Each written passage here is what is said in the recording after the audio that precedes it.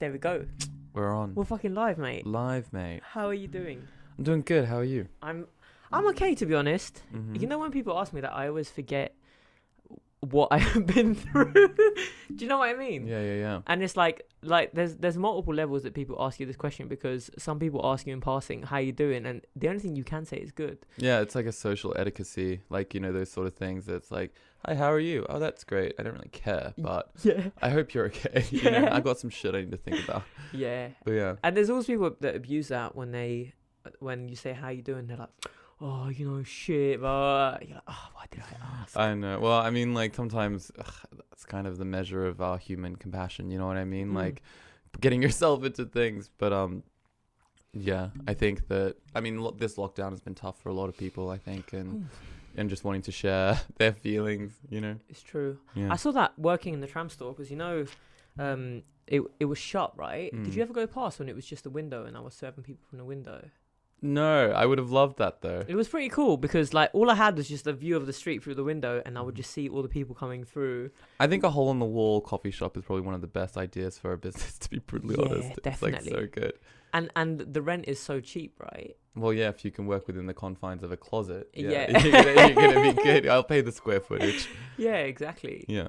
That's probably a good business idea, to find somewhere in the city. I mean, Melbourne, where I come from, Melbourne's really good for that sort of hole in the wall coffee. Is there a lot of that there? Yeah. And even now, like in Shoreditch and stuff, you see it around. It's cute. Yeah. Concentrated. You know what I mean? Yeah. What were you just talking about with regards to children being better actors than adults? Because that sounded interesting, but I was setting up the audio. Well, I was just like talking that like when I was in drama school in New York, and when I finished, the school invited me to teach like the young actors the method on Saturdays. Well, assist a teacher. The acting method. Yeah, the method. But method. It's very hard to do any sense memory with a child that's like 8 years old. You know, like Strasbourg had a 7-year rule for traumatic experiences or heavy memories that you shouldn't use. So what do you mean you have to bring up a traumatic experience? Yeah, well, that's what they call like an affective memory. But with children, you wouldn't necessarily like, you know, you don't need to do that. Their imagination is so palpable as it is, and like, you know, they can suspend their own belief. Like with adults, that's what we're learning to do, is like trying to think and have this sort of emotional and imaginary recall and fortitude as a child in a way. But like, you know, have the maturity to kind of, you know, the work is actually applying it to text. But with kids, they have this freedom, you know, and like as long as and there's a freedom that working with kids I'd rather teach children acting than adults acting, because I feel that, you know, I would never want to be a teacher anyway, but like you go to school and you pay a lot of money and you commit yourself and you learn all your secrets, you learn your tools, and then to go away and then give some kid that like for a fraction of what you pay, like give them all your secrets to then run off and claim them as your own. Call me a selfish, honest, or whatever it is. But they would pay you for that, right? Yeah, if you're teaching them. Yeah, but I'm not at the point where it's like I'm going to be charging £100 an hour sort of thing. And I wouldn't, to be honest. Like, I don't think that it's really, I would much rather start a group or like a mentorship where like in your spare time, because the one thing about like working with other actors, especially because one day in the future I'd love to direct, is that when you're doing it yourself, you kind of feel when it's right, you know, but you never really see yourself. But when you're going through with other actors and you're doing the same exercises that you yourself have learnt and whatever, you actually see it working. And that's kind of like, it gives you just another belief in the fact that, oh yeah, this shit is actually like, it's legit, you know. Like we have the first exercise is like a coffee, like a morning beverage, they call it. So it's like it's all about, it's nothing emotional. Sometimes emotions come up, but it's not about emotions. It's about creating with your imagination and like your mind's eye, like the actual drink. And then it's about putting it into like, you know, you feel how heavy it is. Can you smell it? Like, you know what it tastes like, because you usually have it every morning and you should be able to recreate it. Now, when we first did it, especially because it's one of the first exercises you do at school, it's really silly. Like, it's just like, whoa, this is ridiculous. Orange juice, all pulpy. You know? is beneath me. Exactly. It's like, I'm ready to cry. I want to throw my heart out. I want this fucking coffee shit.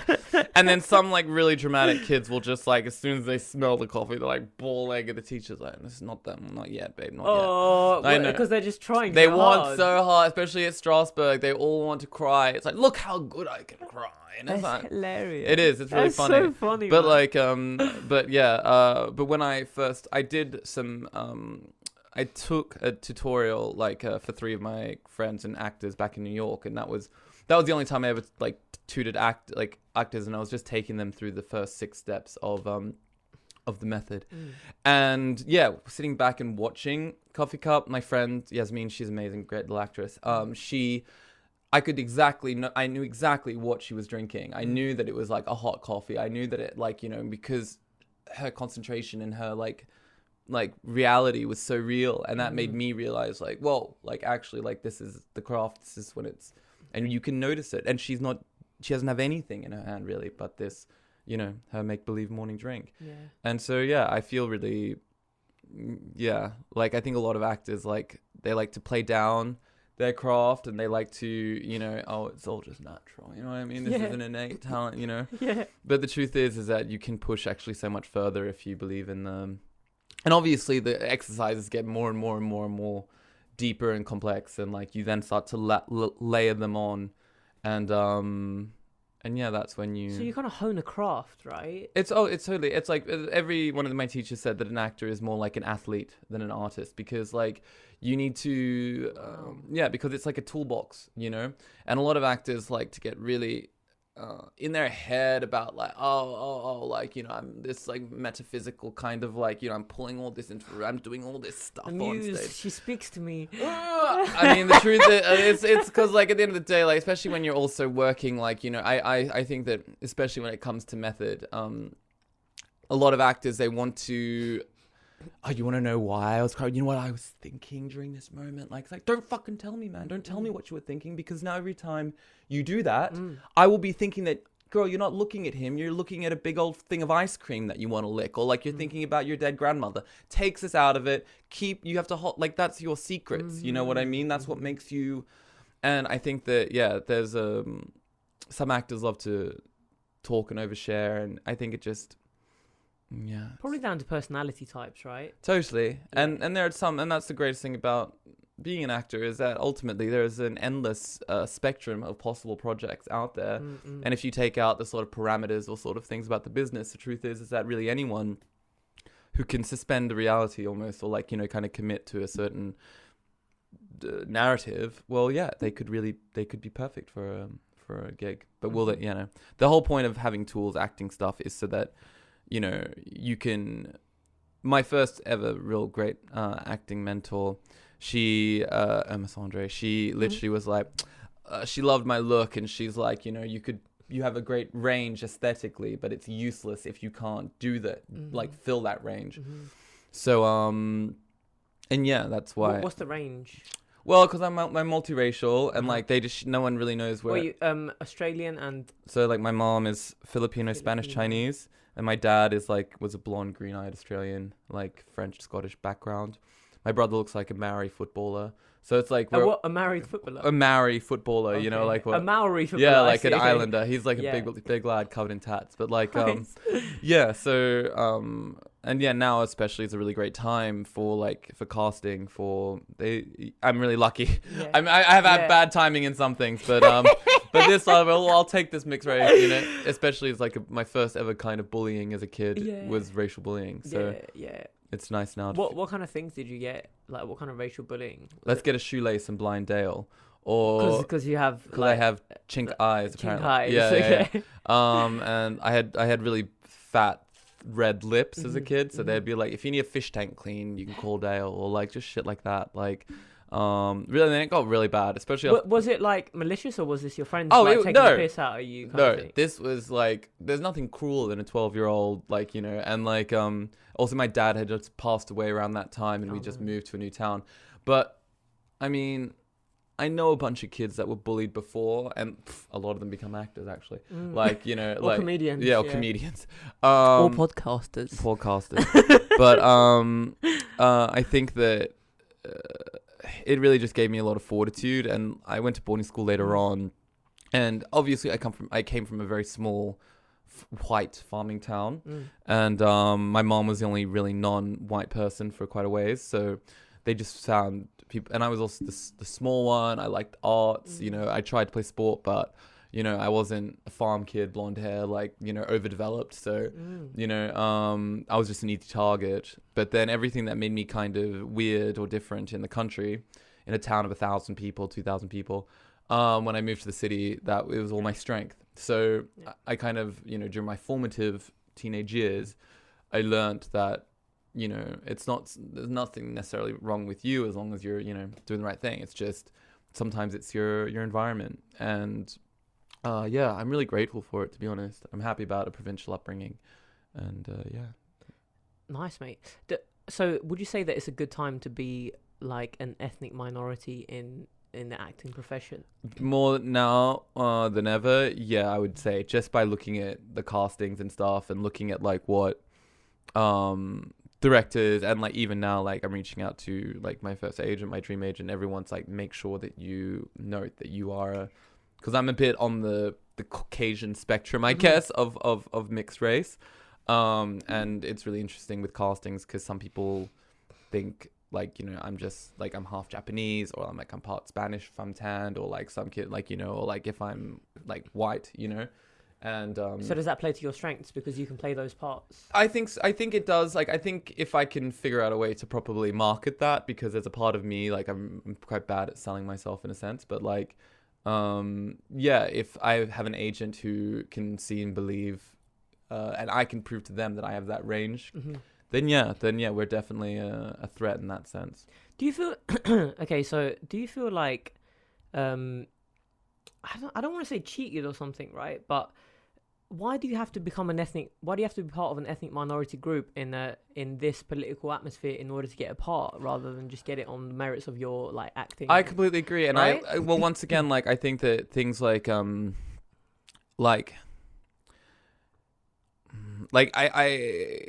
it's a funny thing because, for example, I don't know if you know about this new Bridgerton series that came out on Netflix. Bridgerton. It's like a bubblegum fantasy of like some Regent era kind of, you know, soap drama effectively. And it's beautiful, like technically, costume, setting. It's like, and the acting is brilliant, you know. And there was all this discussion about like it being blind casted. But like, for example, like the 90s Roger and Hammerstein Brandy Cinderella, you know, where it had like Whoopi Goldberg as the queen, like I can't remember the name, the guy that was in Titanic, he's like the White King, and their son is the Princess Filipino, and Brandy is like, you know, the Cinderella, she's black, and Whitney Houston's the thing. And it's great because like there is no mention of race in the narrative, so that's what they call blind casting, and I think that's a really great thing, you know. And everyone was like, oh my god, Bridgerton's amazing because it's blind cast, you know, like this is like 200 years ago in England, and you have like a mixed race queen, and you have, but then further into discussion, like later in the series, the aunt of the Duke, who is like, you know, he's mixed race, is like, you know, she makes a comment that it hasn't always been this way for our people. So what they did in that sense was, now it's no longer about like blind casting, because there's been in the narrative now, race is something. Like they've broken the fourth wall, right? Well, kind of. It's not what people thought, you know. Like, okay. And now that's like, okay, so then what happened in like 200 years ago? The king, like, did the Alzheimer's king just have a bit of a thing for like, you know, the chocolate queen, and like, you know, that's how now everyone can. And that's why I think like, but when it comes to racial casting, I think that it's totally, if you're a director and you're going to create a film that is specifically historically accurate, fine. You know what I mean? Yeah. Does that mean that there should be more historically accurate films depicting POC stories?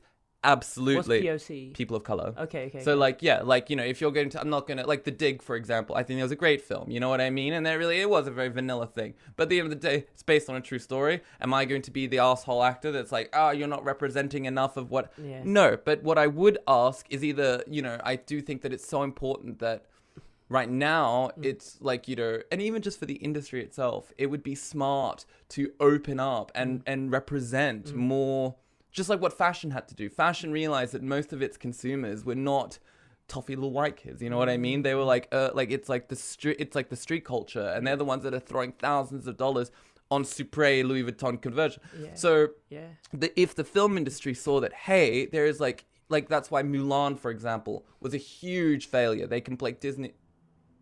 Yeah, it wasn't a huge failure. But what I'm saying, but what I'm saying is, I think it was a missed opportunity. After talking to a lot of like young Asian, especially young Asian girls, they felt cheated, and it was like almost. Why? Because they weren't featured in it. Well, no, it wasn't. It was a whole Asian sort of cast and stuff. Yeah. But it was like it wasn't this unifying like Disney sort of thing. I don't know if it was a director or creator choice or whatever, but also, I don't know. I think that like, yeah, I think that there should be definitely sensitivity and like I think what it comes down to is really just good stories and good directing, like, you know, that represent stories of ethnic and like POC stories. I think that'd be great. I'd be very happy for that. But at the same time, yes, I do not judge a director because maybe one day I want to do like a historically like, you know, accurate piece, and I won't be able to like have a space for like an actor of POC, but then we do another story where it is like, you know, all about this and have that balance, and maybe that's kind of the ethical kind of like, you know. But obviously, if you can do it well as well, you know. See, this is the thing that interests me. No, because this is very interesting, because I think especially in our time, we tend to focus a lot on people's group identity, right? Which essentially can have about 7 to 12 different layers, right? So how many groups could you say that you belong to, right? A lot, exactly. So you'd say that you're like a millennial. Are we Generation X? We are. No, we're millennials. 85 to 2000 is technically an illegitimate millennial. Okay, so we're millennials, right? We're men. You happen to be of did you say queer orientation? Yeah. So what is queer? Well, queer is just something that isn't a cisgendered sort of like heteronormative sort of thing. Like, yeah, I'm bisexual. So not quite gay. Okay, bisexual. Yeah. Yeah. But like that's the thing. Like I also, this is a whole other thing as well now. I think with coming out is like, I think we spoke about this before as well. Is that like, you know, that in the modern era now, like there is a need for the male identity to be more open and more receptive and emotional, because I think that a long time ago, a lot of like, you know, men kind of gave women all of the emotional real estate. Like, you deal with the feelings, you deal with the love and shit, we'll make the decisions and we'll just deal with the consequences. And when like, and I come from a small farming town, like by the time I was 23, like we had 5 boys commit suicide. Not to mention the fathers that committed suicide because of drought, because of like, you know, family breakdown, because of debt. So if I always thought from a young age that if these guys could have said to maybe their brothers or like, you know, their friends or their mates in a constructive, open, safe way, without them being like, oh, toughen up, mate, like fucking pussy, you know, toughen up, mate. You feeling feelings, you can't, like, that's like not right. Do you think that was the reason for their bad mental health? I think so. There were other factors as well. I think it's a lot. I think that the reason why men like hit their wives or abuse their kids or rape a subcontinent with their country is because on some level or some time back in their formative years, they were never able to say, I'm hurting or I need help or cry or say, or really say, I loved you to who they want to say, I love you to, you know what I mean? So instead of like confronting that, they decided to bury it under a big old mountain and then try and like climb that instead. And I think that what that does, and as we're getting older, like I'm realizing as I'm getting older, it's not about us. I don't like the idea of identities. I think identities pigeonhole too many people. Like I think it just, the further we get away from just the human identity, it kind of convolutes things. But like I think that as we get older, we're now seeing like adults, like our contemporaries, our peers, coming to grips with almost those decisions that they'd made regarding their identity, regarding those life choices, and how that's now like affecting and playing out in their lives, you know?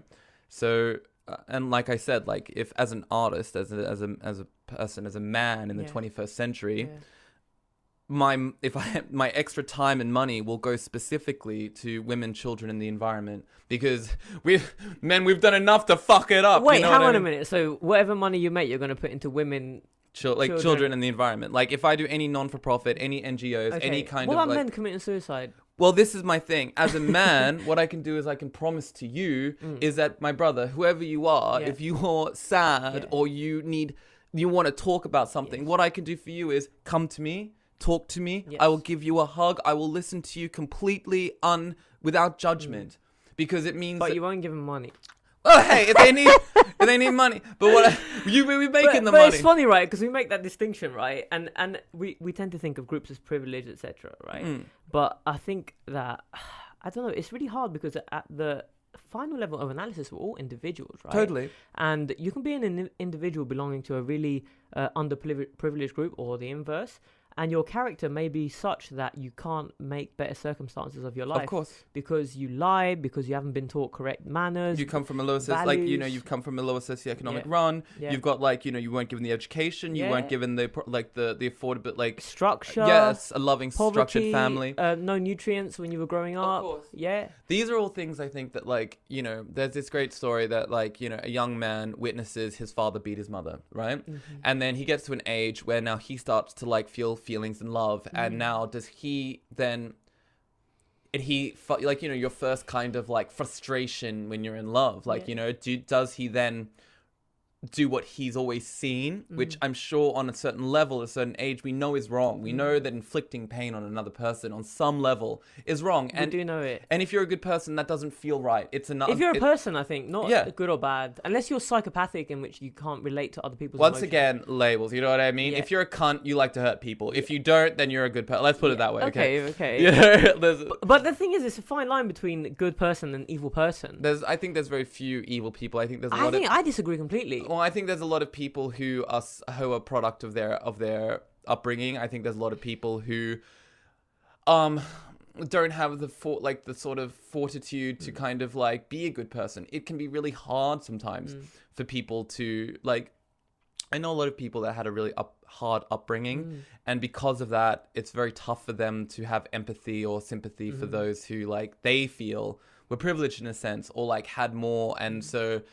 But you can't. At the end of the day, you can't tell someone this is how you should be. You can only, live by example and hope that they oh wow, I want to do that, or how great that you were able to do that from where you came from. Yeah. And ultimately, dude, it's kind of. There's a cool line from, I don't know if you've heard of Alexander Solzhenitsyn. He's he wrote a book called the Gulag Archipelago, which he wrote from memory when he was inside the Gulag, right? And he basically came to terms with all of his actions that led to his imprisonment in the Gulag, and he took complete responsibility for all of it, and he took inspiration from all the religious people that were in the Gulag with him, and kind of changed his ways. But one of the lines in the book was, if it was that simple, if only you could find the evil people and just get them out of society. Yeah. But he said the reality is that the line that divides good and evil runs through the heart of every man. Of course. And I think that everyone in the right circumstances, right? The right or wrong circumstances can succumb to their to a lower self. But I think that what you were saying earlier, I think the big part of privilege, the idea of privilege, at the end of the day, I'm a man, you know what I mean? Ultimately I'm a cisgendered man, and maybe a little effeminate, but I understand that. And cisgendered means that you identify with your male gender. I'm happy to be I'm very grateful to ladies. Thank you, ladies out there, for continuing our species. I'll continue, I want kids one day. I'll just pay for them. You know what I mean? And I'll just love you, and everything will be fine. Yeah. But I think that a big part of what is required of a lot of men now is that we need to, and this is not just for straight men, this is also for queer men, okay? And gay boys, is that you need to accept the fact that at some level we've also been afforded, especially for white cisgendered gay boys and stuff like that, you have to accept the fact that yes, okay, you're queer and you might have been persecuted for this, but you've also benefited from the privilege of being a white male in the society. You know what I mean? And I get really nervous when a lot of non-binary or queer kids say, oh, I'm not a man, I'm not this, I'm not this, but you are, you're not trans, you're not whatever, you're still a man, you're queer or non-binary. When I get that, but at the same time you're kind of shunning away a part of your identity that you've benefited from, and now it's like you don't want to have any of the responsibility or the need to kind of make it better. Because yes, I don't like necessarily agree with identity, but what that does is it allows you to speak to other members of that group or identity. So instead of like all the queer and like kind of like boys running away from all of this like sort of men, we should be coming together as brothers and say, yo, this is where I come from, I get where you're coming from, let's try and make this a little bit more better, harmonious, like blend it. Because where do you think this leads to, like this notion of privilege? Because okay, so say like I'm male and I'm heterosexual most of the time. I'm joking. Everyone's on the spectrum, to be fair. I think there's very few people that are like purely Either homo or, and like purely binary, hetero. right? Yeah, I think that everyone is really on a, like most people are on a spectrum, Yeah. and they're either falling there because of their own social constructs, or like because they don't know, or someone just even had the opportunity. Maybe they see a movie with Gerald Butler and they're like, that's an interesting Gerald man. Butler. That's a Scruffy, beautiful man. I don't know how to feel about it, your type, but I'm just looking at him and like it. I actually love it. I like a scruffy man as much as the next one. No, cool. but okay, so but this is my point, right? Like, what are the implications of privilege? Because I saw this video Kamala Harris yeah. posted, and it was about privilege, and she said she explained privilege in terms of like we're starting a race, but a white, which is like this is like the kind of pariah of the whole social justice movement, is the white straight male, right? They start 30 meters ahead of you. It's like you both do well in the race, but you started ahead of me, so we need to do things to push people along and make it equal, right? Yeah, and it's not about it shouldn't be about like you have to knock down the cisgender white, like, you know, you don't. That's not about that. But you have to prop other people forward. Exactly. But I'm asking, like, how do you implement that? Like, if you could give me like an example, because wherever what Kamala Harris can do to like implement this sort of equality. Yeah. Okay, Kamala Harris, you're once in the police force, yeah, and like you have a big problem in your country with like a brutality in the police, like, you know, this culture of like, you know, of racism in the police. She should be able to like clean that up from the top, you know, because that's a perfect example. So by what? By conducting investigations? Not just investigations, but to come down and say, I'm sorry, but you will not, like, if any police officer in any state is caught, like, is shown an unfair prejudice toward race, okay, and there's like a little instances that you could say was a mistake, but it can't be, like, it's so rampant. That is the policy, though, right? That's the thing. Like, the policy is that you can't openly admit that you're racist unless the department is pernicious and badly run. Yeah. So, which is the case in some departments, of right? course. But the problem is also with the police is that, like, it's run by the states. There's a commissioner, and then there's a mayor and the governor. They all have say in how the police is kind of like utilized. Then you have the federal government. I think that, but that's a perfect example, and like I completely empathize with that. Like, I've never been scared to be pulled over by the police, you know, in the way that some of my friends, like in the States, even in Australia, have been because of their color of their skin. Like, I know that my mom gets treated differently by the police because she's a little Asian lady. You know what I mean? Like, I've seen it, you know, but that's, you know, and look, people are human, people are capable, and in a way have their own right to have certain prejudices, you know, but there's a difference between prejudice and, say, racism. You know what I mean? Like, there's like, I think that and to say that we should all be like, you know, free of prejudice and kumbaya, this is like that utopian idea that like, you know, it's so far that we need to really look at the realistic, practical goals that we can do now that set the example for people to be like, this is not acceptable. Like, you know, and what is the practical like goal? I said, like holding people accountable for like racial injustice, which happens by all accounts, right? That does happen. Yeah,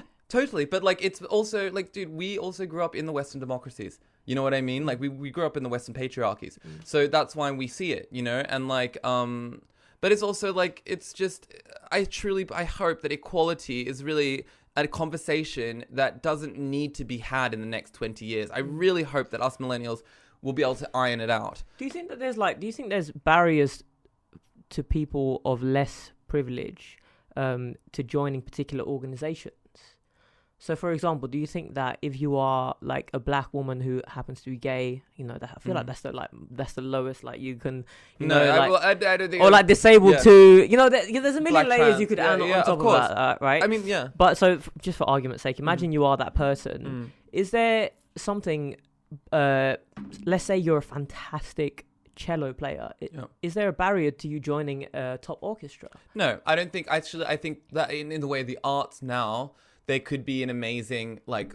It's an amazing time for, like I said, like for queer or like, you know, like POC artists and all that stuff, as long as that's not what, unfortunately, it's not what should I define you, but in the business now, from everything that I've been kind of like feeling, it's like schools, you know what I mean? Schools in the States in particular, they want to be diverse, like, you know what I mean? Like gay parents, like this and this, because it adds a little bit of diversity to their body. And now it's the same in the entertainment industry, because it's like, oh yeah, we should really like mix it up a little bit, you know what I mean? But this is the interesting thing, right? Because there's a difference between like equality, and this is something Jordan Peterson talks about. I don't know if you've ever heard of it. Yeah.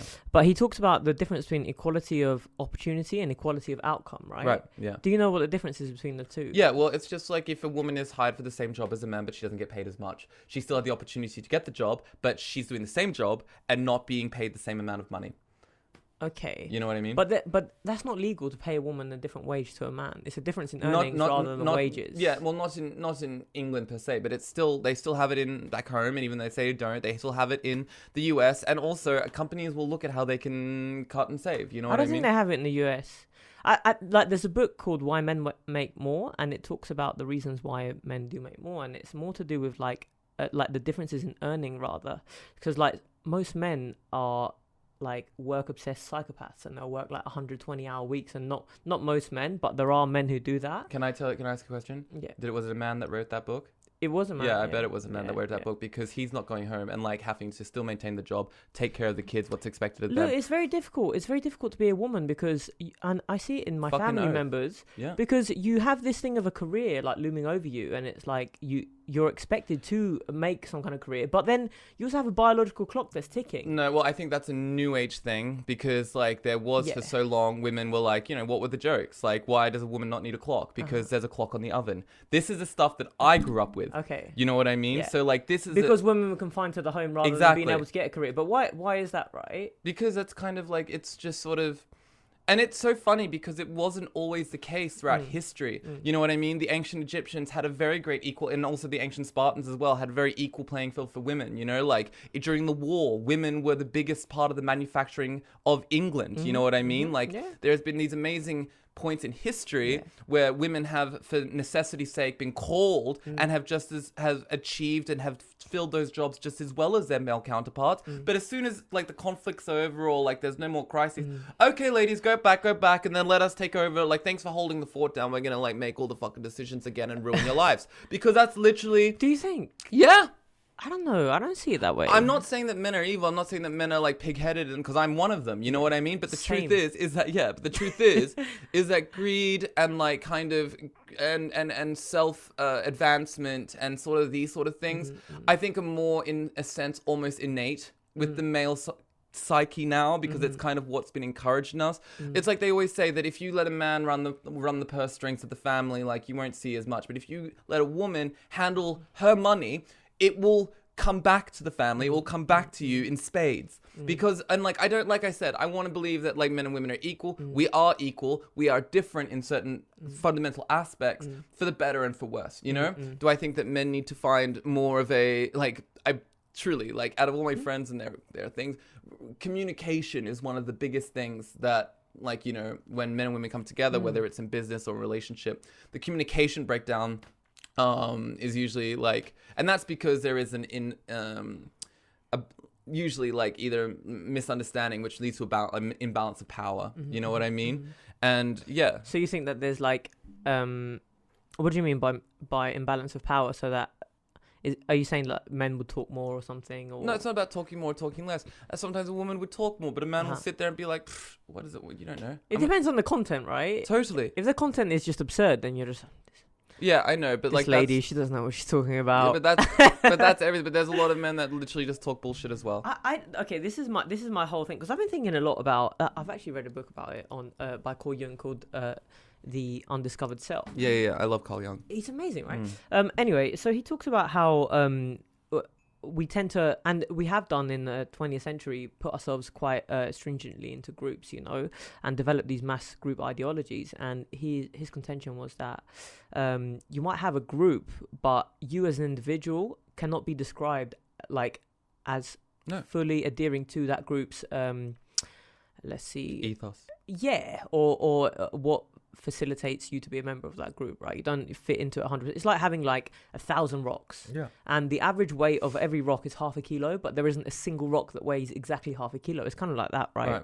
And ultimately the burden falls on the individual. You know, it's up to Christ to carry his cross up the mountain. Like, no, Totally. it's not, the Christians are not going to carry the cross. Christ is going to No, carry of the course. cross, right? Yeah, I think that the biggest thing about like what we as a species are social creatures. Yes. We learn from each other. We feel our worth when like measured like by our community's opinion almost of us. You know what I mean? And like all these sort of things. But at the end of the day, the funny other side of that is that we are an individual that is capable of only like of something so special and only something that you could do. And I think that in this, like, I mean, I was always told that there's like two kinds of people in this world: the ones that keep the world turning and the ones that flip it on its axis. And you can't have one without the other. One without one is chaos, and without the other, the whole world will just grind into it just halted. So like, you know, and I'm not so massive. Yeah. It's chaos and order, right? Exactly. Yeah. And I'm not sure, like, you know, I was raised a Roman Catholic, like, you know, whatever, like heaven and hell, all that stuff. Yeah. Broke out of that in my teen. You know, all that stuff. And then like I kind of have a bit more like of a sort of maybe cosmic idea of what the afterlife is. But if there is like, if we only have this one life, and like maybe, you know, it's like, what do you want to achieve? What do you want to transcend in this life? Because, you know, what we all have this sort of role to play. And I think that some people either don't realize what that is, or they don't go for that full potential because for either, you know, reasons that they feel that they can't, or because they don't feel the need to. Yeah. You know? Unconscious reasons, like a lot of people unconsciously reject their higher self, right? Yeah. But I feel like everyone knows that it's calling. I feel like everyone can feel the pull. Yeah. But I don't want to say most people, but when people reject it, they know that they're rejecting it, and then that's what leads to these pathologies such as, I don't know, like severe mental illnesses and alcoholism and Totally. acting in ways that are really irrational, like violent or whatever. Because if you don't heed that call, it really weighs on you, and then it comes out in really weird ways. And also, if you don't like nurture the tools one needs to achieve that self, you know what I mean? Because people could say, "I am God's gift to the world," but bitch, what are you actually doing to be God's gift? Yeah. You know, what do you, and like I said, like, I love Buddhism, you know what I mean? I think Buddhism's great. I think it teaches a lot about, like, it frees yourself of a lot of the pressures of what we put on ourselves. However, I do find it a little bit passive, you know what I mean? Like, raised in the Christian You said that before, right? Yeah. And you brought that up with was it the I don't say monk, but like the guy my at your Ajahn. Yeah.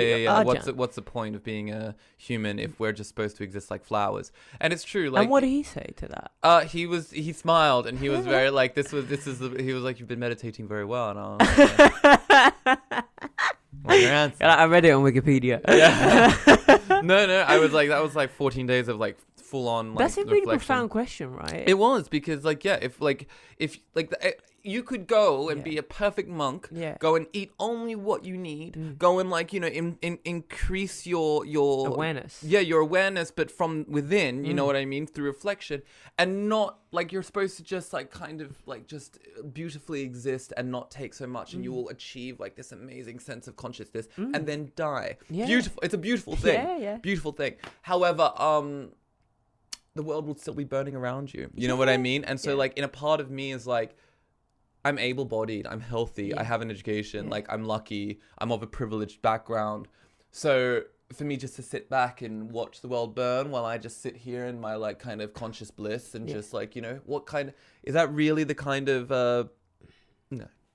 I think some people are called to that. Like some people have that And calling to be a monk. We do need them because once again, they're an example of a possible like, we pick and pull things from life. You know, it's the same with acting. Like everyone's like, oh, I'm a method actor. No, bitch. Like it's a very, very, like, you know, it's a very different thing to call yourself an exclusively method actor. What you actually do is you take the tools from the method effectively, you know, so that you as an actor can access these tools and utilize it and stuff. But like, that's why I think people who are very quick to rush into identity or rush into certain things, they almost limit them, like limit themselves in a way, because you're not getting all of the perspectives or inspiration, and you're trying to channel it very limited, almost a limited source into a very, very specific thing. Yeah. So it might be brilliant, Yeah. but people might not like, it won't always be received, or it might not be like, touch certain people because it's so specific. Yeah. I see. I don't know. Right? That makes sense. Yeah. It makes sense. I'm not crazy. That's not too crazy. Are you keeping up? Did you watch the Meghan Markle debacle, as I call it? What are your thoughts on it? I know you have some thoughts. Oh, I have thoughts. Oh shit. I do. I have thoughts. And like, look, I'm not an anti-monarchist. Okay, let's just put that out there. I'm not an anti-monarchist. I think that there is like been really amazing examples throughout history where like even totalitarian monarchies have done really well. Yeah. If the people are good, it's good, whatever. But here, we're talking about England. So in England, I'm personally not an anti-monarchist. I have a lot of friends who are like, we don't fucking need them. Yeah. Like I could rather keep my 3 pence a week or whatever it is it costs for them to exist. Yeah. I think that on a originally before I went to acting, I was in political school. So like, practically, yes, I can see why the establishment would keep them, and like how it can bond the country together, and how they can be ambassadors for the UK, especially now during Brexit. They're going to be really busy right now. But when it comes to, first of all, it's hard because it's a personal family matter. Like, that's the thing, it's right? a family matter. It's a family fucking matter. And I don't want to, I would never normally, like, it's not our business, even though they're public and they are kind of owned by the state. So everyone thinks that, like, hey, we can make a comment because, like, there are, monarchy. Yeah.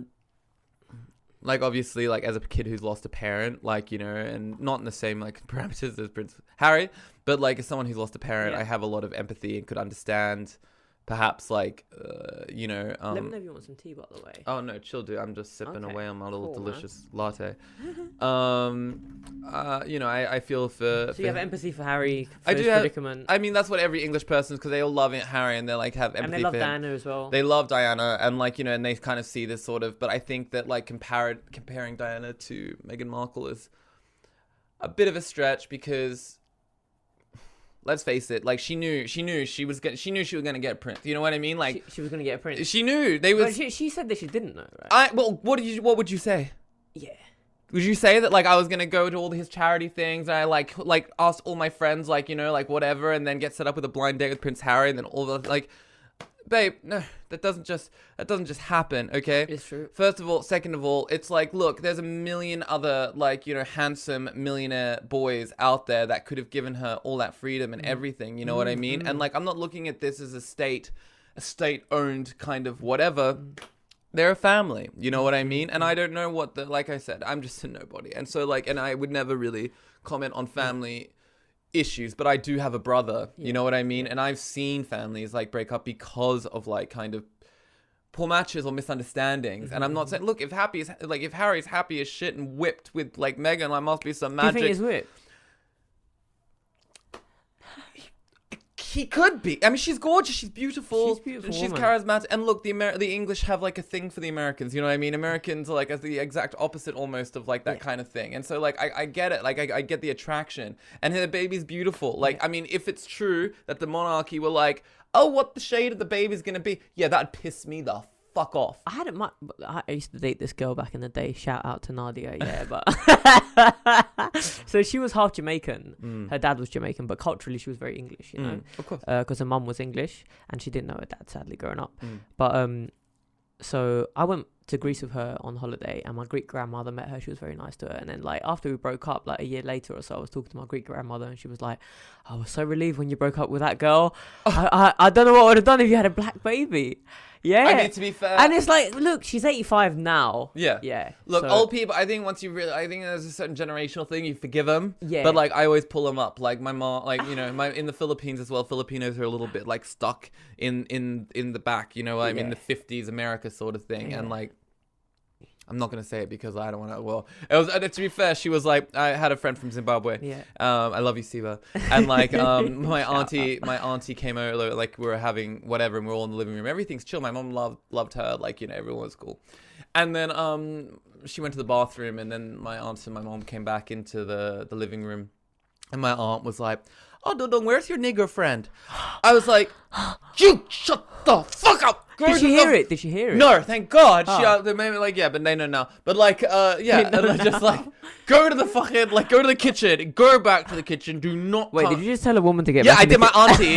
I mean, like, look, a racial slur, okay, trumps that, like, It trumps it, get yeah, out, yeah. like, this is not acceptable. Yeah. And, like, I mean, that was at 14. And so I'm just like, that's kind of what I'm saying. Also, like, when it comes to, like, I want to, if we one day have, like, household staff, like, Yeah. not staff, but, like, you have people that work, you want to I want to raise my kids and as a multicultural home, multicultural, like, kind of, I mean, schools are so. I mean, it depends where you live, right? But schools are, by all accounts, multicultural. At least in London. If you go out of London, they're pretty white. Unless you I go to grew a up. certain area. All my first schools were very, very, very, very, very, very, very white. Yeah. Very white. But you grew up in like a small town in Australia, right? Yeah. So that's expected. I mean, come on, who's moving out to a small town in Australia? You know what now? Yeah? And I'm saying this to all of you for, go to the country You know because who you they are. need skilled labor and we need to diversify the gene pool a little bit. You know what I mean? We need some. It's getting a bit stale. It's a little bit rotten. Yeah. So, like, you gotta, like, just add a little It's bit. starting to smell a little bit. Yeah, we know what happened to the Habsburgs, okay? Like, doesn't matter. Who's that? The Habsburgs? They some The people. royal families of the Hungarian Austrian Empire, the Habsburg family. They were, like, effectively, it's like the whole story. They pretty much, 3/4 of all of Europeans' royal families had, like, Habsburgs by the end of their, like, I think it was like 400, 500 years they were around for. But the thing is because of, like, you got to marry your cousin. Yeah. And you got to marry this. So the Habsburg king had married off his 2 kids to the 2 kids of the King of Spain. And the Habsburgs had this, like, deformity. Like, they had, like, this big underbite and this, like, huge chin. Well, the jaw went forward. Yeah. Okay, And that's so, overbite. they would, an overbite. Yeah. And I thought the overbite was when the top was over the top. No, the bottom. Because the top, so the underbite is like, because I had an underbite when I was younger. I probably still do a little bit, but it's like where your chin, like, goes in instead of being in line like that. And then overbite is when you're, like, really, like, forward like that. Okay, yeah, so they had an Yeah. overbite. They had a really Yeah, and they were like, it was really bad. And also, like, that was already from inbreeding. And then the Spanish king, his daughter had she was psychotic. Like, she had, like, I guess you call it schizophrenia now, or, like, and so what happened was both these things are hereditary. So when they all mushed together and married, and so by 4 generations down, yeah, like, some of the kings of Europe at that time were literally, like, institutionalized, like, or, like, they were... Because they were descendants of them. Yeah, because they And what kings were they? Were, like, notable kings? There was, that like, we there all was, know? like, there's a really famous one who had to... I can't remember, was it King Philip or something? Yeah. It was, like, a Prussian prince had to marry, like, this... she was beautiful as well, Isabella or something, in Spain. And, like, it was just... He was, like... there's a famous portrait of him. It's hideous. Yeah, he just abbed and drooled and was, like, mad. Wow. Oh, So I got the double whammy. wow. Yeah, but hey, that's what happened when you're privileged. You're a prince, so you get to have the prettiest of all the princesses. You still get to rule your country, even though you're manic motherfucker. Man, life isn't fair. That's the thing. Life is not fair. No, I mean, We're- would you rather be the king, but be Be fucked fucked up like that? Yeah. Or would you and die at 30? Or would you rather be a pauper and die of syphilis at 32? have a lot of fun, be handsome? Or just, like, really poor, always drunk and fights? Yeah, but you know what? Yeah, I'd rather have my health. It's true. That's one of the things that people, like, gloss over, right? Like, how important having a culture that emphasizes the role of education and kind of I don't know, like, proper societal values, right? So that you know that if you do start something that's illegal, then you're going to get in trouble. It's not a good long-term strategy to Are we successful, right? talking about our weed running sort of thing right now? Is that what we're talking about right now? It's Like, just running weed. just running weed, or like living life. Is it, you I'm know joking, what? not really. Running weed, I don't think that's immoral. It's gonna be legal in a couple. You're gonna be weed Yeah. barons. Everyone's gonna become weed barons very soon. Like, if Yeah. you got some money, It'll be invest like in how weed. people have OnlyFans now. By the way, where's your OnlyFans? Dale, I don't have an OnlyFans. I have one moral line, is that, like, well, I have a few moral, but one of my few Okay. things is, like, I don't sell my body, and I don't charge, and I don't pay for it. Yeah. That's Fair like, enough, yeah, right? that's the one thing. You'll be surprised how many artists, like, and I'm not judging sex workers, please, like, don't think that I'm judging sex work. I'm not shaming it. I love sex. I'm a massive whore. I just don't pay for it. But yeah, you just have be safe, and, like, consensual. It's fine. You Yeah. sleep with whoever you want. Yeah. But yeah, I think that it's, like, especially because I'm a creative, like, you know what I mean, and, like, I guess porn in a way is a sort of creative thing, you know, Okay, like, you know, interesting. but I would not, for me sexually, So as a you're sexual saying being, like you would consider acting in porn? no, Oh, okay. So not public. okay. Yeah, Okay. just for the pride. No, no. I just think that I have a sort of. I would never. I would just. It's not about like having sex for money. It's like it's literally. Well, no, it's exactly what it is. Yeah. Because like for your sexual being, this is when you're like most vulnerable, you know. And if you've given that over for some money, now you've got a price on that. Now your integrity and everything. It's so gross. true. And if someone's paying you, Yeah, sad. obviously it's because you don't want to have sex with them anyway. You know what I mean? And that Yeah. kind of is the biggest thing for me is that look, if I don't know, you know, everyone has like that pity fuck now and then, you know what I mean? Where it's like, you know what, you're really nice. I'm just going to do this because like you made all this trouble or whatever. Yeah. It's the worst. It's the worst. Like sleeping with someone that you really just I don't want to do it. don't want to do it. And even in that capacity, that is it's a compromise on your own values and integrity and your own standards, you know? So yeah, I ain't gonna charge for it, you know what I mean? Like, it's fine. Like, look, you wanna fuck, you give me a call and we'll talk about it. But like, you know, it's not gonna be. It's funny because like, do you think that you can be psychologically healthy and be a sex worker? Do you think those two are mutually exclusive That's to each a other? very, very, very, very interesting question because I know personally some really like some sex workers, good friends, you know what I mean? Like, and that have started, like, you know, one of my best friend.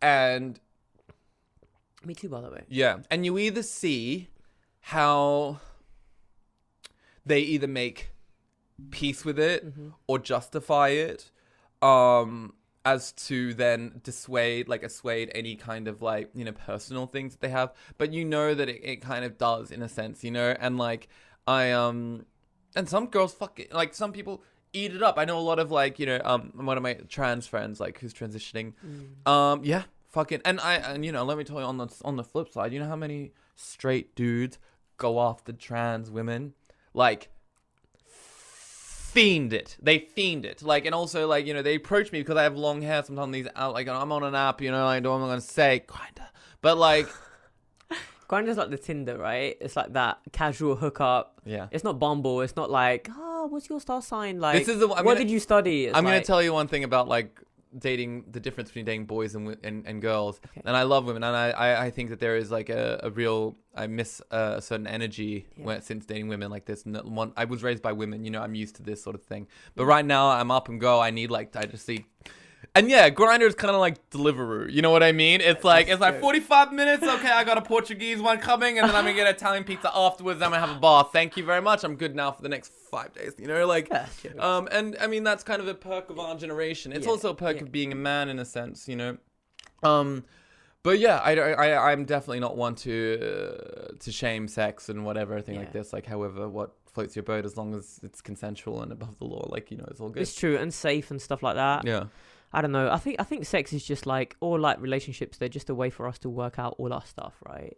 Well, work through all of our stuff. It's like a method. It's like a vehicle for that. Yeah, I think like being single and like dating, that's a huge thing of self-discovery, and that's like us working on our, like, I'm very private about who I like actually sleep with. Like, I don't fuck within my friendship circle. This has been a rule since high school, and it's been it's served me well. You know, I have a really no drama. I have a great group of friends. And yeah, but I think that the biggest thing that I'm scared of in a committed relationship is the fact that like I don't want to be like a work in progress in a sense at this point in myself. You know, we are like, it's a huge journey and growing, but like I don't want my partner to feel that like I'm a constant, you know, I've got to keep building him up, all this sort of stuff, you know, like I want to be able to also lift and carry my partner, you know. I just don't have the capacity to do that right now. But I mean, you can both grow together, right? Yeah. How you would do with like a friend that you have who's really happy for you, you're really happy for them, and you support each other. And I see it with like my friends as well. I think for me though, I'm just a little bit selfish, and I also really I relate to that. Yeah, I'm a little bit selfish. I still really love my own time, and I came out of a relationship with my first boy like kind of almost 3 years ago now, 3 years ago, and I went into that relationship to learn about sex, but like I more learned about relationships and what I need and what I want out of a long and like he was amazing. He was the most beautiful like man. Like, you know, he'll make a boy very lucky one day. But he just wanted more than what I was prepared to give, and also like because you were so young, maybe. I was 25, yeah, and like, you know, and also like he like it's like also like kind of roles, you know what I mean? Like, what is your sort of like your role in your life, in this person's life, you know, like, and also like, you know, really being aware of what they want and how that. And it might be like just like it's the right person, but it's the wrong time. My sister said that to me once, that's and what it kind he of blew my mind. That's what he said as well. Yeah. But to be fair, yeah, it's like, darling, we're young. Our generation's going to live to 120 possibly. Take care of yourself. Make some money. You might be able to afford 3D lungs. You know, I smoke doobies, but... yeah, I think a lot of young... I do feel for women. I do feel for the girls of our generation, because not only... I mean, look, if I want to be a dad, like, really bad. You know, I can only imagine what it feels like for a young lady. But, like, there is that added pressure now that our generation has, which is you should have a career. Like, you're just going to be, like, you know, there's more shame, I think, on a lot of girls who just want to be a mom now than, like, you know, proactive young ladies. And do you think we should celebrate women that want to be moms more? Look, if they're good moms, fuck yeah. But if you're a little bogan out there just wanting to use that... Bogan is chav. Yeah. Right? Like, I mean, look, nothing against chaz. We need actually, we don't. Actually, we got a population problem on this planet, to be fair. And, like, I'm not saying, you know, I think that if you're going to be if you be a parent and you want to be the best parent, that like you're actually trying to raise your baby, not just to be a mouth breathing succubus on this earth, but to actually like continue and affect good. You know, you raise them in everything that you see beautiful in the world, and you do everything that you can to make them feel not only lucky but powerful to be able to make that positive change in the world. If you're going to do that as a parent, fucking ace. Go hard. Because like, and a lot of my friends were like, man, the world sucks. What are you going to do bringing your kids into this world? And like, you know, there's so much shit. Well, because the fucking assholes, they all have kids. Or the, like, you know, those, like, there's always going to be that negative force as well that will reproduce. So you're going to be that gutless, that lazy, that, you know, and like to not like kind of raise the next generation of opposition to this. Because otherwise what? You just like, okay, we're just, like, once again, it's like the monk thing. You know what I mean? We're just sitting here on the planet, taking what we can, stashing what we can, and then die. No. I guess it's kind of, I don't know. It's kind of interesting because, okay, so like your consciousness is the only thing that exists really, right? Because if your consciousness shuts off, the whole world shuts off. Like I shut off, everyone you know shuts off, right? So if you're the monk in the cave, right, and you're just free and you're living in bliss, technically there is no physical world. But this... Like, technically there isn't. I mean... Right? No, I think, no, technically there is. I think metaphysically, almost like, you know, in your own construct, there isn't. That's if you are the center of your universe. But you are. I mean, yes, but at the same time... Who is not the center of their universe, right? Well, I mean, I think that that is only really a helpful way to look at it if you're looking at it as the only way that I can reach out into the universe is to first start with the self, fortifying the self, understanding the self, knowing what can and cannot be done. And like I said, go all for it. If you're going to be a selfish cunt asshole like that only wants the world to revolve around themselves, then own that. You know what I mean? The worst kinds of people are those people who hide behind righteousness, just causes, and then still want the world to serve them. And yeah, so like I have no qualms with people choosing how they want to live their lives in that sense. But for me, I mean, yes, I mean, I can only be part of the universe as much as I am like kind of assured and part of myself. And yeah, I'm not as much as I like my alone time, I'm very much like an internationalist. I'm a child of this world. I'm a millennial. This is like, and our generation has fucking has fallen behind in like taking control of like our time. You know what I mean? Like Shakespeare wrote Richard III when he was 26. Like other than AOC in the States, like there isn't really like any real young progressives that have much traction that we know of.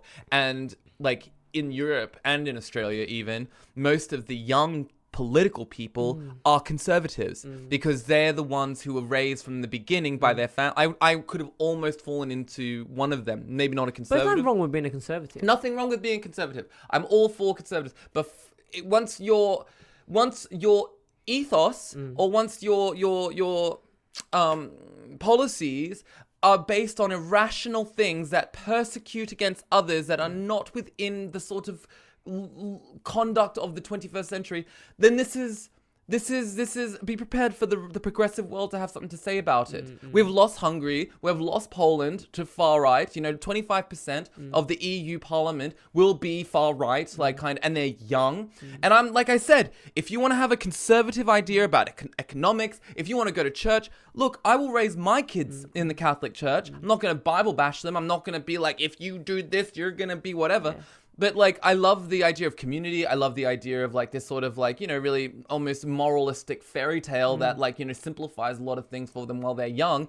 And also, if the entire political system respects the fact that one is Catholic or one is of this, then hey, I'm already part of the club. Might as well freaking play it right for a bit and then have a little say one day and try and either fix it or use it to make sure that this world doesn't go to shit sooner rather than later. What do you think is going to go to shit in the world? Are you talking about the environment or something like that?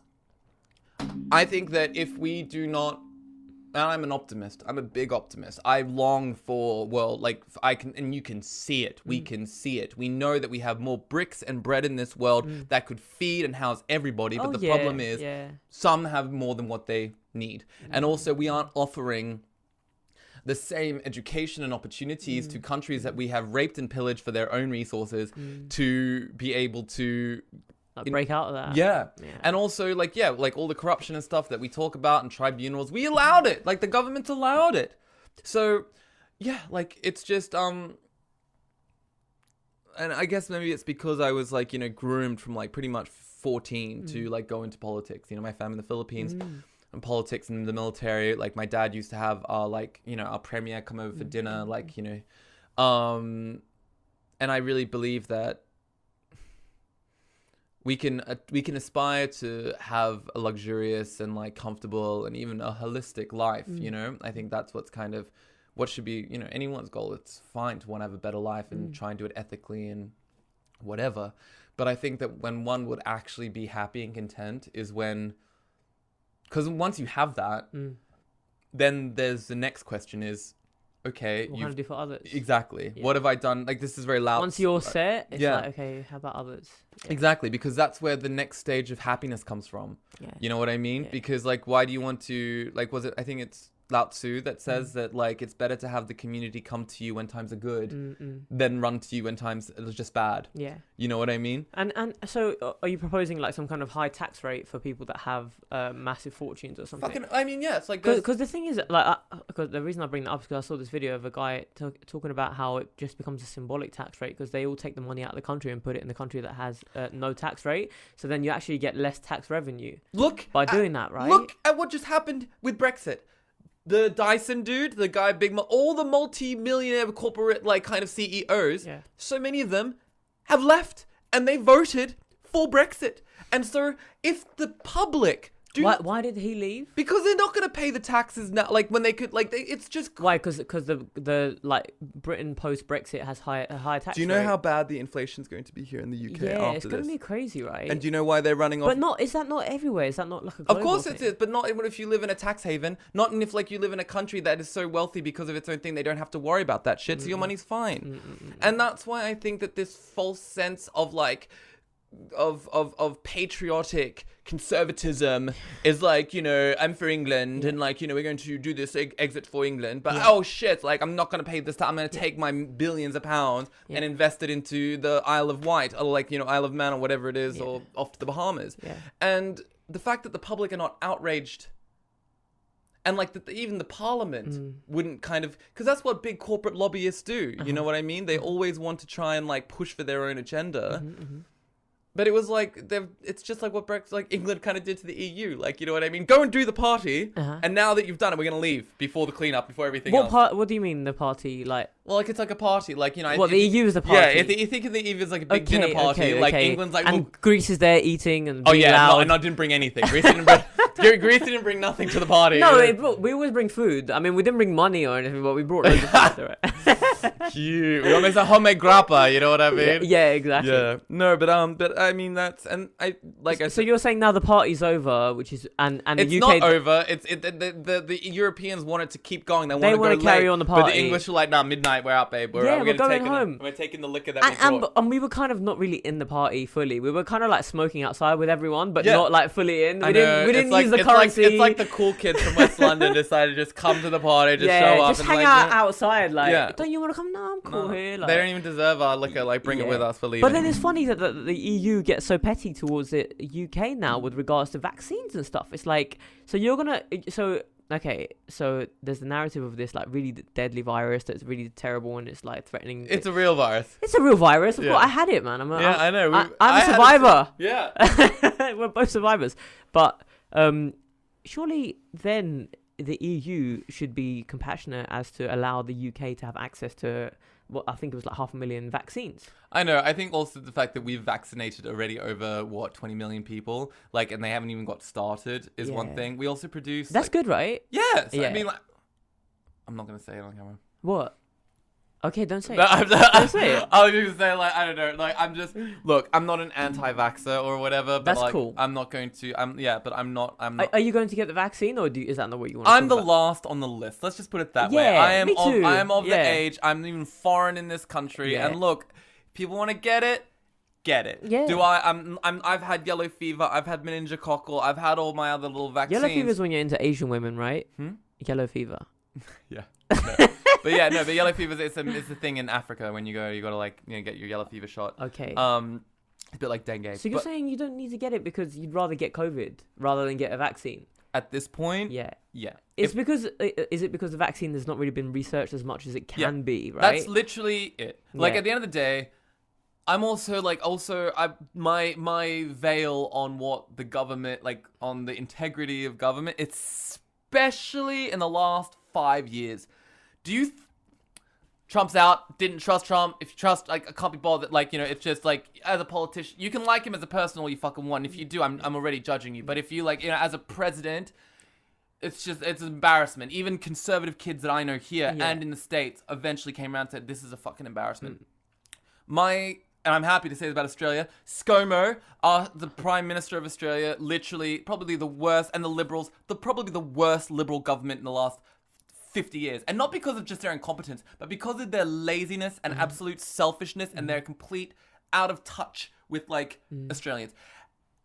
And look, Boris, like, we can talk about his hair all you want. And, like, literally, like, I just think that, like, every time I watch Boris now, like, in the lower cabinet, it's kind of just, like, in the lower house, kind of just looks like he's having, like, a panic attack. Like, you're literally looking at someone who has his whole backbench, like, ready to murder him. Like, they would happily kill Boris. And also, Boris was a personality. He should have just stayed as mayor. You know what I mean? And, like, it's like... at the same time, on the other hand, anyone in power right now, it'd be a very difficult time. Like, a lot of them wouldn't be able to do it. What about Biden? What are your thoughts on Biden? And Biden-Harris? Look, once again, I think that, like, it's just a lesser of two evils because, honestly, and, like, I'm not just saying that I'm a Bernie fan because I believed in his policy, and I think that that's exactly what America needed at that time, you know what I mean? Like, and what it does need. And I even have, conservative friends say the same thing. They almost wish that it was... Wait, you have conservative friends? I have a lot of conservative friends. That surprises me. I grew up... well, like I said, I went to and that's the thing, dude. I'm not usually very public about, like, my political views. Yeah. You know what I mean? But I believe that it's very important amongst your peers to be able to, like, calmly and, like, raise these discussions because it's true, like, and it's also, like, I have an opportunity to also be pleasantly surprised about how progressive and expand your understanding on the topic. Absolutely. Right? Yeah, that's like the difference between arguing and discussion. And, like, it's especially when Trump first won, or even before the election in America, it was very, very, very, very hard to have a conversation with, like... But we have to understand why Trump won, though, right? Yeah, populism and all this sort of stuff, and, like, the fact that people are at a point where they've been so pacified by television and understanding, they're too busy to go into the actual document. Like, in Australia...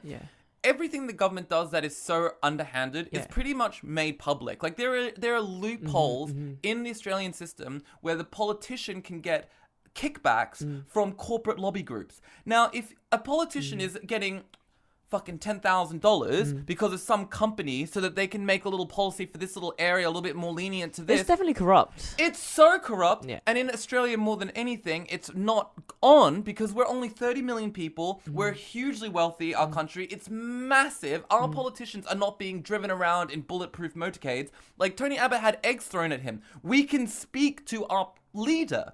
So the fact that we as a country are only now, and it's because of millennials really, and the younger generation kind of being like, yo, fucking fix this, because our environmental record for the last 5 years is abysmal. We've been burning more of the rain. The coral reef, right? Do you know what happened as soon as it died? Sorry about as soon as they said it was dead.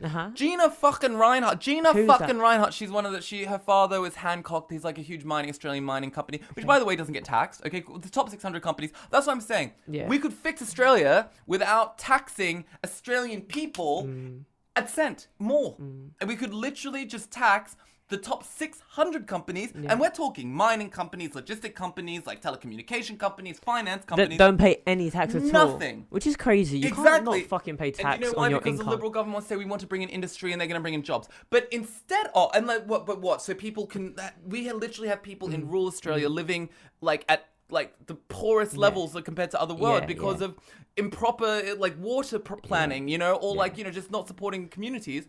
Like, instead of taxing these 600 companies, by the way, the top 5 richest Australians pay about 17% of the entire income tax of Australia, right?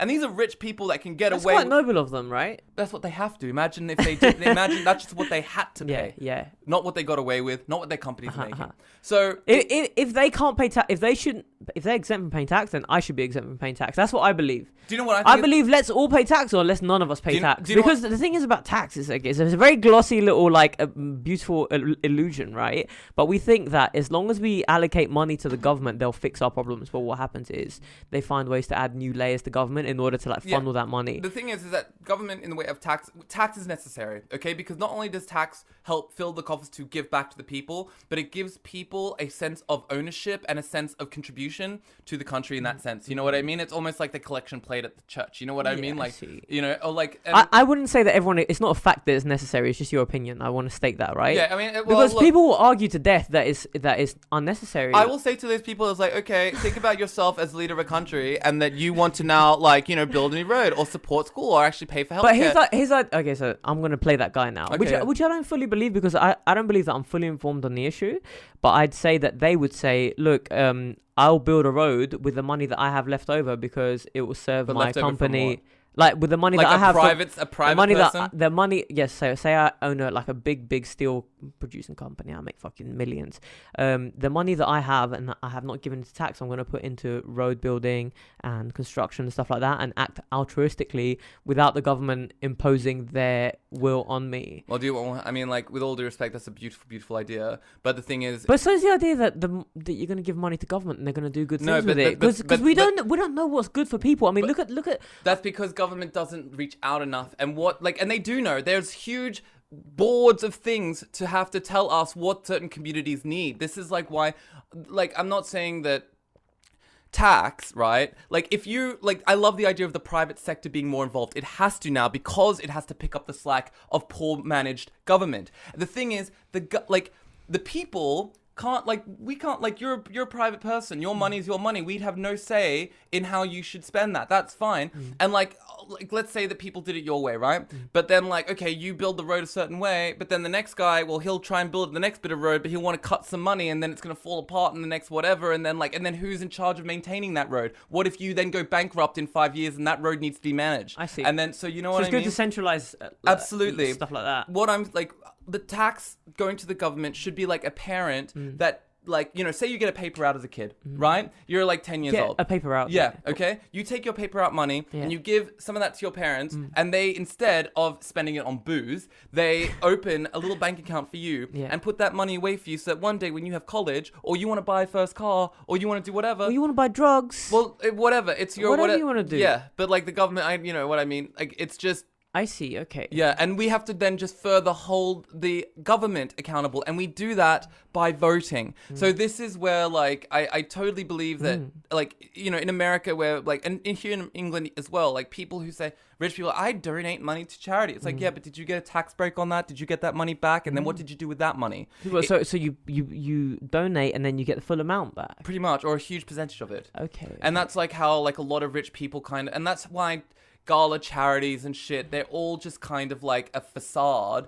because it's really just a networking opportunity and a virtue signaling opportunity. Pretty much, it's like, yeah, we're helping, and it does. Maybe the money does go to the right cause, but at the same time, a lot of the times these charities are one of the easiest ways to funnel and like offset money. Like the Philippines is famous for it with the Red Cross. You know, the Red Cross gets a lot of money. People believe it's a Red Cross, but the people actually at the bottom allocated that money to things. They take a little off, and then all of a sudden there's nothing left. So. Like the Clinton Foundation in Haiti, that's what happened. They had an absurd amount of money and they built one home. Yeah. So dirty, man. I mean, and that's the thing, like, dude, like I said, like, dirty. I'm not huge on, I think Biden isn't necessarily evil. I don't agree that right now that, like, he just went into Syria all of a sudden. Like, you haven't even finished your bill and now you're going straight into Syria. This is the old whatever, you know? Yeah. But for me right now, I'm not American. I love America. I miss America. I wish I want to go back. I can't wait to go back and work. And, like, you know, I don't have, it's too big of a system and it's too old. You know what I mean? That's not my thing. England is a similar thing. It's so old. You guys still have the House of Lords. It's kind of like the Electoral College. It's kind of just this group of people that represent a very, very, very small minority of people who have a lot of money and a lot of influence.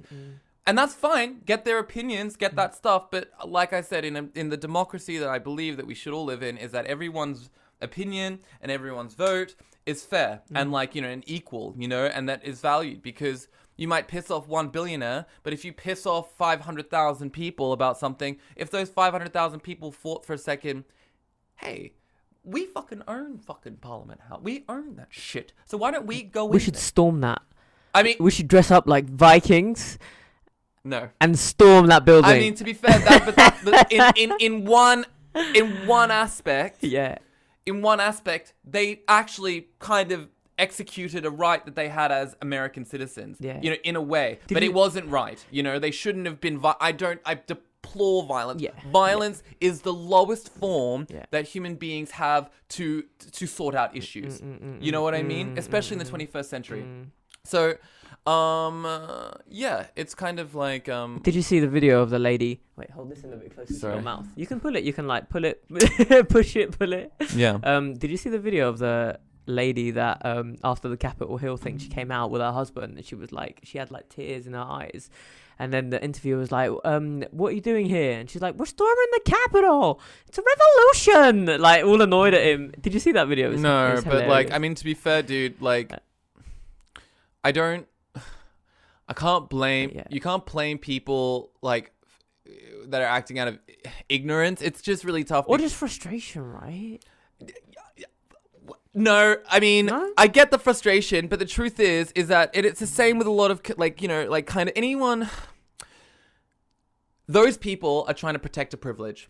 Okay, which people? Those people that stormed the Capitol, in a sense. All of them are trying to protect the in privilege. a sense, yeah. I think that they are trying to protect, because what Trump did was, like, everyone thinks that, 74 million people fucking voted for him, but a lot of those people that voted for him because they want the tax breaks. They wanted to get, like, that. America is driven by money in that sense. I know people who were central Democrats who didn't like Hillary, but, like, they have a broker firm on Wall Street. So of course they're going to vote with Trump because they're going to give him the tax breaks, even though they don't agree with them. So for the cost of their American democracy, they can now buy a boat in the winter with their tax break. You know what I mean? And, like, they're not going to get taxed when their 85-year-old grandmother dies.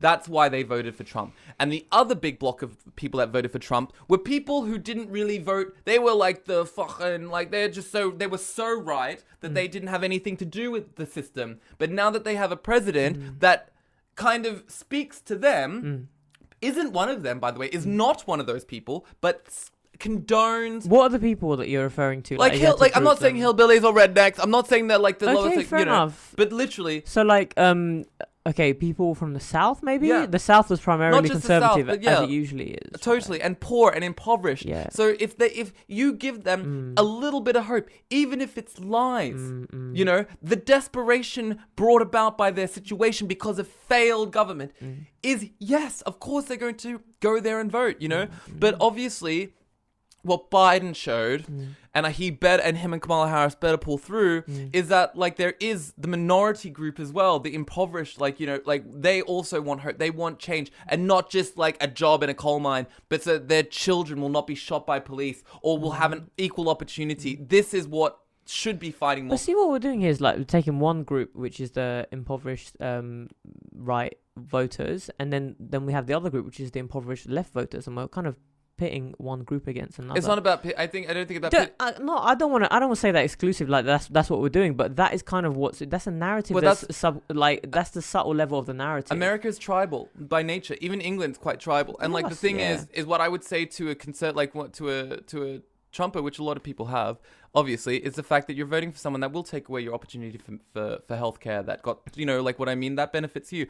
And look, that's kind of But that's not cut and dry. Like, this healthcare thing is not really cut and dry, right? Because it seems like a really black or white issue. It's like, do you want free healthcare or not? It's like, of course I want free healthcare. I mean, obviously. But then it's like, if there's free healthcare, then the healthcare system becomes so overrun and so inefficient that you can't get an operation, you can't get an appointment. I mean, but that. And then the other side of the argument, of course, is that if you want to get an ambulance and you don't have enough money or you don't have insurance, you're fucked, right? Yeah.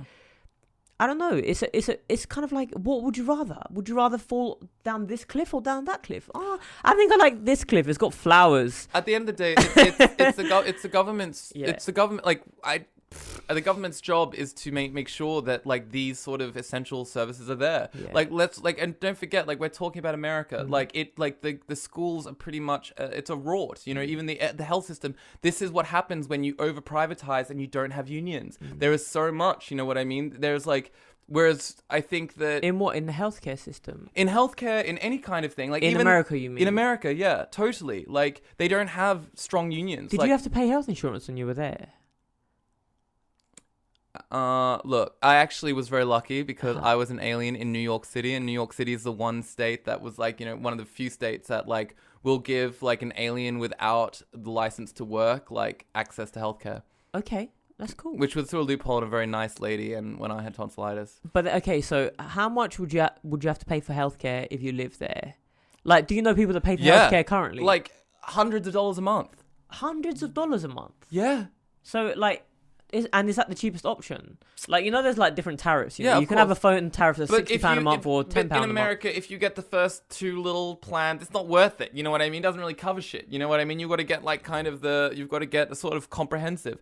But I come from Australia. We had Medicare, but I did have to pay. In Australia, everyone gets Medicare. You can get Medicare, but if you earn over a certain amount of money, you pay what's called the Medicare levy. The only way that you don't pay the Medicare levy is that if you then get private health insurance, which means that usually through your employer, they will supply you a corporate discount with their like health insurance cover, which is a great system because what you were saying is like one doesn't get the money and the other. This is how people who are like getting Medicare are the ones that really couldn't afford or don't have the access to private. And there are perks to having private, obviously. And then you have those who are earning over the certain amount of money who are legally obliged to either give to the Medicare system or pay and use the private system. So that's how it balances out. You know what I mean? So like, I think that Australia has the Medicare thing down pretty good in a sense. Like, and we could obviously improve it. And I think that's how it should go everywhere, like, because then it gives opportunity for both businesses to expand. Like, if you were saying that everyone in America who was earning over, say, $85,000 a year had to, like, you know, pay, like, you know, their private healthcare because they can technically afford it and have a corporate discount on that. So instead of paying like $700, you'd pay like maybe $300 and you get comprehensive healthcare. Well, then the private sector is then still getting that money, you know, and then like if you don't, or those who are paying taxes, that goes into the public sector. So then you have both the government, like, help bolstering the public sector, and then you have the private sector who is still getting that money at the top end, and they can improve those services for private, you know? Yeah. So that's just how, like... That's how it kind of should work, right? Totally. I mean, this if it was harmonious. It's not about harmonious. This is about how does government properly, like this, the role of government is not to act within the best interests of the government. The best interests of the government is in line with the best interests of the people, of the majority of the democratic vote. So that means, in my personal opinion, government should have like two entities taken right out of its policy, which is big corporate entities should not be able to lobby in government, and so should religious lobby groups. Religious lobby groups, because you can't force everyone to believe the way you want to believe, and you can't put laws on the greater population in line with, like, you know, religious ethos. Like right now in Alabama, they're trying to make being trans illegal.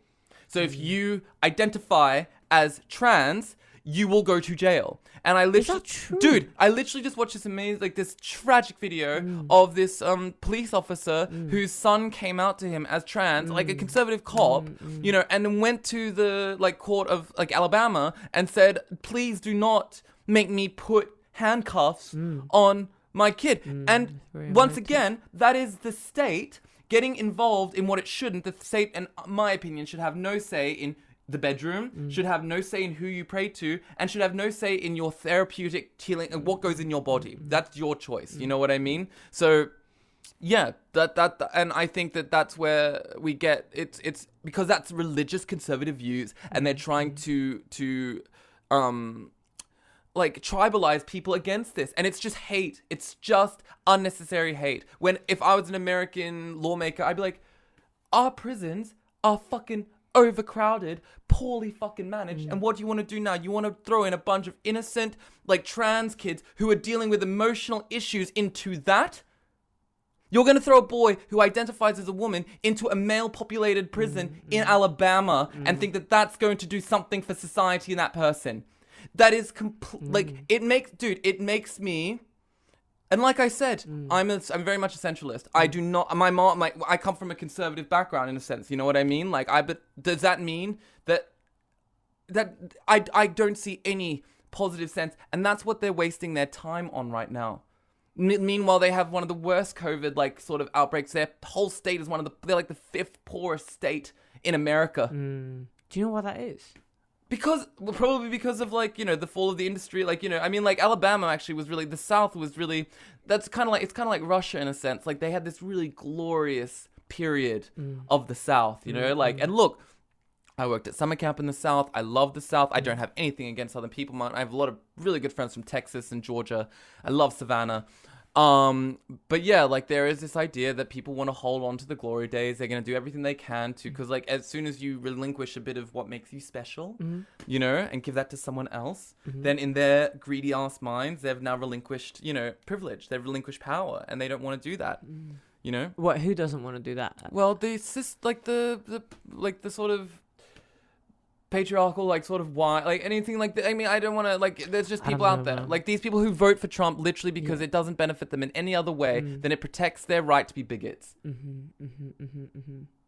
Okay, I don't know. I think also, like, I think the left creates the right, and the right, of course, creates the left, right? I get just as frustrated with far left kids. You know what I mean? Because, like, they always say, like, bring down, like, capitalism. I'm like, first of all, hon, you wouldn't survive a fucking week if you wanted this whole breakdown that you think. You would either be eaten or you'd be a sex slave, you know, like, if you're lucky. But, like, it's because we're not, like... But they say to bring down capitalism with the means of Marxism, right? That's what they say. Which is what I was saying as well at that age, to be honest. When I was, like, 18 to 21, of I was course, like, we all had our little... But, yeah. We all had a little communist moment. Yeah, but look at the communist countries now that it did embrace communism. And, like, it just, once again, it's a system that is easily, like, manipulated for greed, easily manipulated to oppress. So we have to, like, I believe that, once again, we need to pull from all of these wonderful... We, as a generation, are blessed with hindsight. We get to look back at so much history that hasn't been destroyed, because back in antiquity, a lot of history, that's what the Renaissance was a resurgence of old technology that was so forward that was lost. You know? So, like, we are at this point now where we have so much to pull from for a new renaissance in politics, in art, in the daily way that we handle each other and be with each other. Where do we pull from? Where from? Well, it's just like from not just ancient sources, but the examples of mistakes from the past. I see. Okay. It's that age-old thing. If we don't learn from our mistakes, history is doomed to repeat itself. And for so much, like, people they willfully want to forget about that, because once again, that might mean that you might have to take a bit of responsibility in your identity for that, you know? Yeah. Do you think that if you're white, then you have some responsibility to your identity or something? No, I think that if you're... you should renounce or apologize No. Because a lot of people have that stance, right? Well, it's even now with this example with like this lady that was murdered by this policeman. Did you hear about it? Yeah. And there's calls like it's almost like an attack on the male gender.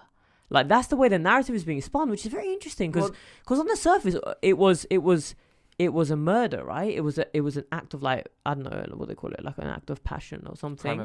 Crime of passion, or I don't know what the fuck. I don't know what the fuck happened there, but it was essentially a murder, and we're trying to use gender as a way to divide people over this. It's incredible to me. Well, I think right now it's because, like, obviously the Me Too movement and all this sort of stuff, this is all very palpable, you know what I mean? Like, obviously we're really in it with the equality, like with this sort of, it's part of the narrative, you know, like I said, I hope that what we're talking about now is being said for the last time, and that, like, you know, in the next 20 years, our kids won't even have to worry about this. And like I was saying, like we were saying, like, I don't think that white people, and I'm half white, like, you know, I'm actually, like, you know, so I don't feel that there is a necessity to apologize. I mean, like, I think that the government, in some sense, like, especially in Australia, should definitely have reparations for what happened to the Indigenous people in very recent history. You know, like, they were... So, yeah, there's a constitutional and a sort of political reason to let everyone know in Australia that, like, we acknowledge this. This is our history. And we should, like, kind of in somehow, like, just say that almost so we can heal and start moving on and elevating, because all these little things that we're dealing with, it stops it's what needs to happen before we can grow into that next place as a species. You know what I mean? Like, are we going to... I think if there are aliens, bro, and they see us down here, like, they don't want anything to fucking do with us, because they're like, we can't let them into the intergalactic fucking, like, you know, tribunal, because they're going to try and steal all our shit, and, like, you know... We vote for Brexit. We're not going to enter no fucking tribunal, son. Imagine. We're Earth over here. Exactly. and that's the thing, like, dude, like, I feel that, I hope that there is a youth revolution in politics, and, like... This is what I think, right? Please. I think that utopia doesn't exist. No. And the trying to attain it just leads to mass murder. Well, historically, right? Yeah. Well, it's not even... Because this is the thing, like, you don't know what's best for yourself, right? You know you have these well-intentioned goals for yourself and motivation and stuff like that, and then you act those out, and they don't turn out the way you hope that they would, and they end up, like, hurting other people or hurting yourself. Then we're trying to do that on a mass scale. It's very difficult, because you can have, like, the most idealistic vision of how the world ought to look, but then the moment you implement it, you're going to cause untold suffering. Well, no, but that's just... it's too black and white like this, because obviously people can implement things that can better the world, that doesn't necessarily and even serve themselves, but also benefit the world. You know what I mean? Like, this is, like, we can't, like, that's... I get really frustrated because so much of bad politics now is just one stance taking one side and the other taking the other, and not coming into the middle for the greater good of their actual job. The whole reason is to come together. And look, there are many reasons why political parties do this. They do this because they want to hold on to certain social cards and social things for elections. They want to, like, they don't sort it out so they can, like, guarantee that bloc will vote for them, because they'll promise to deliver on the next election. Yeah. And I think that those sort of things really need to... That's where the people just need to, like, shut the fuck up, sort it out, and then, like, get on to actually what's going to benefit all of us, so that we're not, like, so that we can, like, people who are impoverished, who do feel disenfranchised, no longer do, so that we can then just... Because that's the thing, it's all really about unity. Like, the country is ununified because there are different stands politically, there are different stands, like, on so many things. Like, the LGBTQ community is also, there's such a hierarchy, you know what I mean? Like, who's at the top of that hierarchy? Probably, like, cis white gay men, like, you know what I mean? Really? Yeah, even there? Killing it. I'm joking. But it's because... What? So even at the top of the LGBTQ, there's white men. Well, it would say that it's like, white presenting, like, kind of masked men. But that's what's so fucking pathetic, is that, like, you know, I think that, like, and you would say that, like, it's unfortunate, like, you know, like, black trans, like, you know, like, people are at the bottom, which is so sad, because everything that yes, queen, or this like, you know, kind of like the top end kind of have now appropriated has come from the queer culture, the trans culture, especially in New York during Stonewall, all that stuff. And these new kids... And it's now part of mainstream, you're saying. And it's but not which appreciated. Is a good thing, right? It is a good thing, but if that still means that like black trans like people are being persecuted, that like... By you know, who? by... Who? I don't know. I'm asking you. I mean, well, who? I'm do not. you I mean, think? I don't see it. Is it white cis Of course, men? but not even just white cis men, straight men, even within their own community. You know what I mean? Okay. It's like, and now it's coming a bit better. Like they're getting their time now. Like, you know what I mean? And like I said, I'm not someone who's ever like, had the dilemma of my sexuality. I'm not someone that like has been really involved even with like the gay scene per se. You know what I mean? But I'm so happy that they get that chance, because like it's so important, and it means that like the opportunity for everyone else has the opportunity to learn and empathize, and even like, you know, and I think that the more like I'm not for anyone pushing anyone's agenda in people's face, period. Anyone. I don't think it's whatever. But I think that if it's done, there is times where it needs to happen, and if everyone is empathetic or understands or like, you know, just takes that moment, then we internalize it, we understand it, we hug it out, and then we don't have to worry or hold on to that. But it's hard because I feel like part of the leftist movement, and I believe that like you were saying, like people keep the world spinning, others turn it on its head, right? So the left ultimately need the right need the left, but I feel like what were you just talking about? I think that oil just hit me. Has it hit you? Okay, yeah. Okay, so you were just talking about Trans. Yes. Okay. Do you think that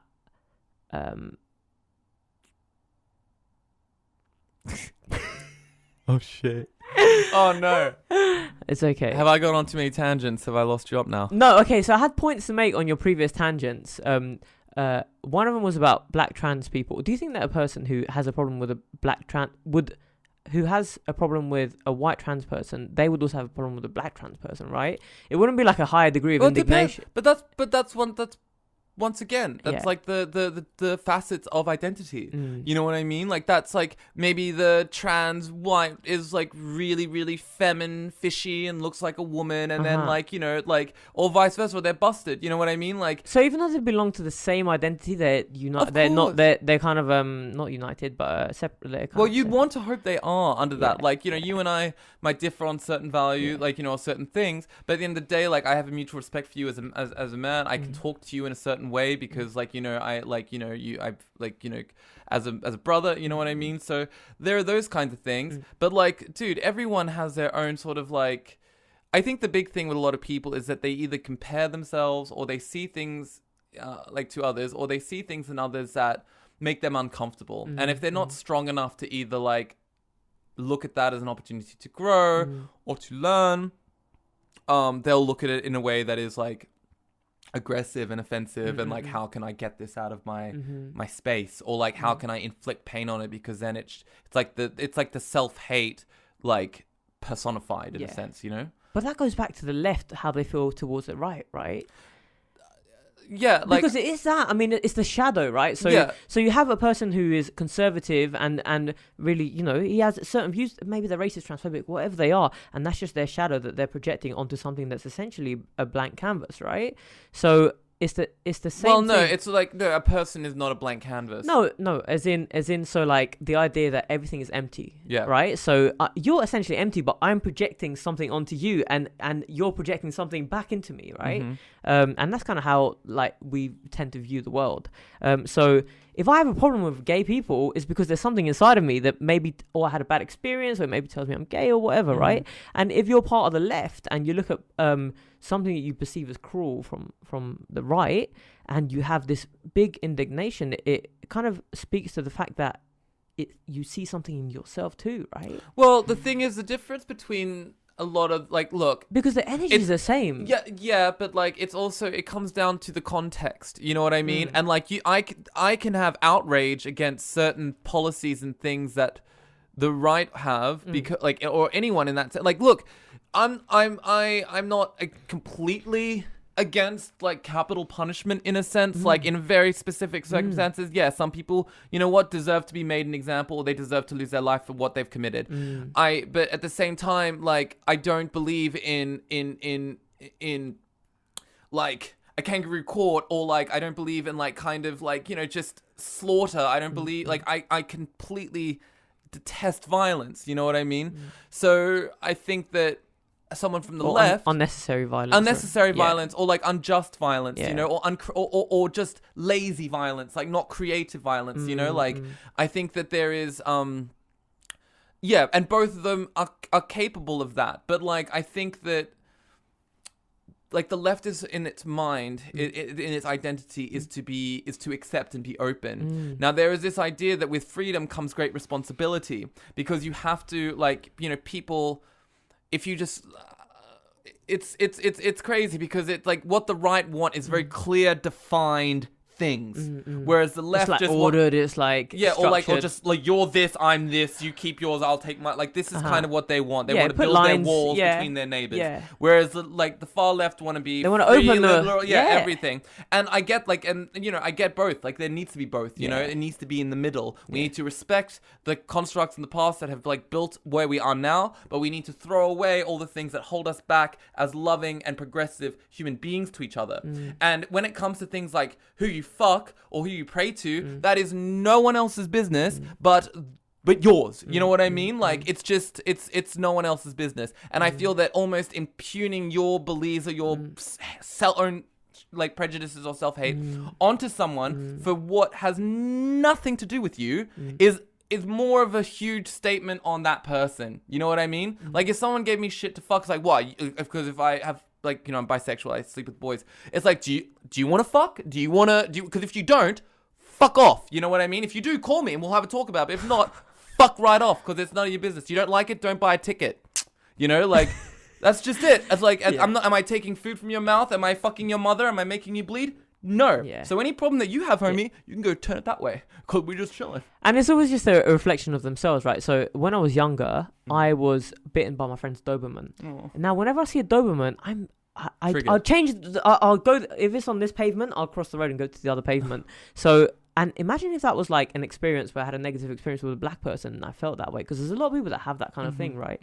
That's the thing about racism, is that it says more about the person inflicting it more than it does about the victim, right? It says a lot about that person. And it's funny because I don't know, I think there needs to be like some kind of sympathy towards people that feel that way, because ostracization pushes them further away and validates that kind of fear that they have, right? And trust, dude, like, race is the next the oldest inequality battle is between men and women, and then the next is race, okay? And like, so I think that just... Do you think it's a battle? I don't know if it's a battle. Do you think it's a battle? I think some people would definitely call it. I always like to think that we can come to discuss, like, together. I really do hope that, like, it's our generation that will be able to sit down amongst everyone and really just discuss, like, what, like, moving forward, you know, and like, and really put aside so much of what has held us back, you know, whether that's greed or prejudice or, like, you know, I don't think that's ever going to happen. Well, with that attitude, it won't. No, I mean, look, it has to happen on a personal level. Yeah. But I think that people will always be fallible, right? Well, people will always be fallible, but the systems that are there and the systems that are in place, that will only continue to operate the way it is because we allow it to. And like, anyone that says, I can't do nothing, well, it's like, fine, dude, go walk off London Bridge, because you don't have to be in this conversation. There's 7 billion people out there that really fucking want to live here and actually take ownership of our home and don't feel weak, don't feel that. And because, like, dude, my biggest fear in life, it's not dying. If I'm not on someone's hit list by the time I'm 50, I'm doing something wrong. You know, I'm not doing enough. My biggest fear is that going through life and then just falling into the mediocrity and just disappearing and being a sheep cattle on this planet, being prodded by all the powers to be. This is my biggest fear. I'd rather, like, you know, so I think that and that can only come about is if we give up. If we think that we're not powerful, if we think that we can't change this, if we think that there's no way that we can get our message to whatever, like the top, you know? And that's totally anyone's prerogative to accept that. I don't judge you. We need accountants. We need people to keep the world turning. But Yeah, if I want kids one day, and the only reason why I'm halfway a good person, the only reason why I'm putting so much, you almost put pressure on yourself, because like, you know, I'm not a kid that was necessarily handed anything, you know. I'm from the dirt farms of Australia, but we're in a nice place now, and that's because of the love and good graces of those who do believe in you. So like, I believe in the world as much because like, yeah, we can change it all, you know, at some point. And if you don't want to, though, then you can just send a thank you card. You know what I mean? When we do. What do you think the world's gonna look like in like 5 years' time? Do you think we'll still be wearing masks?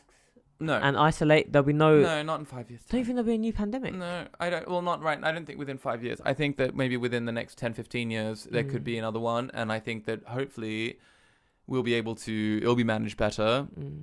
If not, then I hope to have a farm in France and I can like lock down and not be anywhere near anyone. Have some grapes. You just make your own wine. I'm gonna admit, dude, I know I know the truffles. I know I'm gonna grow my own fucking weed on this farm. Like I have designed aquaponic kind of like greenhouses that can completely run on nothing with like, it's complete like. Dude, what do you think we've been doing? Would you eat outside, or have you thought about that? No, well, I think that my ultimate goal in life, dude, like as an artist or as a human being, is to just be able to live on like a property, and obviously I can come in to work. It's very close, and you know, but yeah, just live completely holistically, feed my family off my land, grow your vegetables, rabbits, chickens, cows, like, you know, just. Would you be okay killing them? I didn't. Australia, growing up, doing that, like, you know, but I don't need to do that. I would hire. I believe in stimulating the economy, and like I can't be like, you know, I can't be just some foreigner in the south of France, like just buying up 1,000 acres and like just been like, yeah, get off. Like, you know, you need to obviously be a good Machiavellian, like bring the community in, like create industry. Yes. And so like, yeah. Can't be like that weird person that bought a house in the village. It's like a small village, and you don't talk to anyone. They think, oh, that's that weird guy. No. The house. I will give to like, I want to give to the schools. I'd love to even build a chapel. Like, I just, I really feel that, because I want obviously my family to also not grow up so like cloistered in a sense. Like we'll be remote because it's like an hour and a half north of Caen, but like there's community there, and is this a house that you have already in my mind? You have it in your mind, but it doesn't exist yet in physical reality. Not physical. Cool. I have the. But you're manifesting. That's what you're doing. Yeah, I mean, when I was 23, I went to France. Like after when I was working in the mines, I was like, "What am I fucking doing all this for? Like, why do I want to be an actor? Where do I want to be?" And I read this like book called Perfume when I was like 17, and I saw the movie, and I was like, "Oh my god, the south of France looks good. Like, I want to go." And, you know, I've been to a lot of, like, I've been to now nearly over 35 countries. And, like, out of everywhere that I've been, like, you know, I really, really, there's just something about the Pyrenees, the south of France, like, kind of just, it just sort of speaks to me. And, like, I feel really at ease there. And I love the fertility. Like, you can grow almost anything. And pretty much everything they'll grow in the greenhouses will be, like, tropics and things you couldn't grow in the area. But yeah, and like I know the breeds of rabbits that are good not just for food but for jackets as well. Like, you know, like you eat it. I have a rabbit as a pet. Did I show you it? Oh, cute! I want to see. I had pet rabbits as a kid. Don't say that stuff too loud. Sorry, Peter. No, we always make jokes because, like, in Greece we eat rabbits, right? Do you use them for? You eat them? Our dogs when we were kids would run out into the field, grab rabbits, bring them back, and we'd go to school and there'd be a rabbit on the front porch. And then that day my dad would have like braised rabbit pie. He says it's better because it's cleaner, because there's no lead in it. Like, they don't shoot it. Like, the dogs just bite the necks, shake it out, bring it home, and then braised rabbit pie. Skinning rabbits and stuff, it's gruesome. Yeah. Like, yeah. Kids will definitely see the slaughter. Like, they have to at some point, at some age, know where it comes from. But I believe that a holistic life, as well as like you can live, you know, fabulously as long as it's ethical. You try and give. My goal is to try and give back 50-50. Like, if I'm living a certain way, that's only because we were able to give. We're smart enough to be able to make that and give that back. You know, like, yeah. There's something to be said for being like generous and being open. Because my dad told me this when I was really young. He said, the more you give, the more you get. And I couldn't understand it. Yeah. But as I got older, I realized how profound that actually was. Yeah. Because it's so true. I mean, you could, like, for example, work and just funnel your money away and just, like, keep to yourself and not open up to anyone. Or you could, like, use your money to connect with people, right? And then what that does is it just opens you up to, like, the whole world, right? And then you don't even do it to get, but you Do end up getting. It's so funny because there's like, I know a similar saying like that, which is generosity is the best form of protection. Because like, you know what I mean? If you were just a rich guy up in the mountain and then the world went to shit and like, you know, they wanted some stuff, they ain't gonna have any bones about going up there, kicking your door down, throwing you off the balcony and taking everything. But if you are the ones who like, dude, the cost of, like, I know some, like, you know people, like, the cost of, like, their life, you know, is so astronomical. Like, you know, like, or just, you know, the price of, like, you know, like what you do, like, for, like, you know, if you're part of the DC universe, you know, as an actor, you know, and as even as supporting, after taxes, you're still talking, like, you know, like, a lot of money. You're talking the tens of millions of dollars. And yeah, that could maybe buy you a baller mansion in Beverly Hills. It might be able to, you know, you could put a little bit away, maybe put it in the stock market. And that's just one gig. You know what I mean? So if you don't need that, or you don't necessarily, that's but not my really, kids want it, man. Fuck, like, the kids are getting, like, the kids they don't know what they want until, like, I don't have kids yet. Like, you know what I mean? Papa's gonna let them know what they get, okay? But that's the thing, right? If you do want to keep that money for your kids, you should be able to, right? Yeah, but like, you don't have to, but there's ways to hold money, but there's also ways to, like, kind of have it work for you as well as, like, you know, give it back. And like, money for my kids doesn't mean like cash money they can throw up their nose. It's about a legacy. It's about a business. It's about stability. If it means that the entire, like, this property that I had, like, in my mind, for example, in France, it, like, doesn't just, like, it doesn't just create food, but it creates enough, not just to support my family, everyone of the families working there, but also enough to then sell at, like, you know, maybe a small little, like, you know, thing, like in Saint-Tropez, or like have partnerships with, like, restaurants that when you slaughter a cow, it's already prepaid. This covers land taxes, which means, which means that your produce of your property is able to then forever secure the property for your family, which means no matter what, like, and, you know, you have ways so that they can't sell it off, like, you have it broken down, all this sort of stuff. You use, like, your cow's manure for your vegetables. Totally. It's just a perfect, like, system, right? Dude, if you have and that's what's so funny, it's like, you know, it's the home itself and, like, kind of compound, it will be big and it will be large, but I could build it for a fraction of the price in France than I could in, say, Australia. You know what I mean? So, like, and obviously it's just better climate, it's beautiful, it's close to me for work, and I could make art and grow vegetables, grow babies, then but it has to be almost at a... I love that image, by the way. It's a very warm image. Dude, that's all I want to do. If I'm not acting, I just want to be writing, taking photos, and, like, just, like, being a farmer. That's kind of, you know, fabulous. And linen, you know. Do you think part of that... Because, like, okay, we have ideals of how we want our life to be, but then it's kind of like an illusion in that we think it's going to be all right after that. But things still happen, right?